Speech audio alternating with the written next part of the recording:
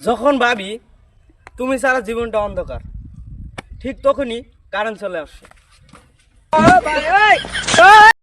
বর্তমান বাবু দুই ধরনের, বিনা দাঁতওয়ালা বাবু আর 32 দাঁতওয়ালা বাবু।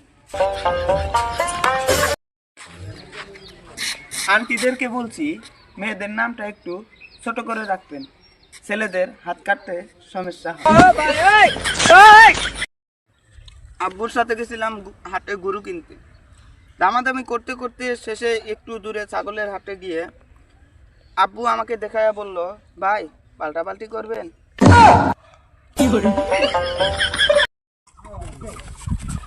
আমার বাড়িতে খাবার টেবিলে দুইটা আইটেম থাকে, এক খাইলে খা, দুই না খাইলে উঠে যা। তুমি ইফতারের পর যার মেসেজের জন্য অপেক্ষা করো, সে তখন থালা বাসন মাজতে ব্যস্ত থাকে।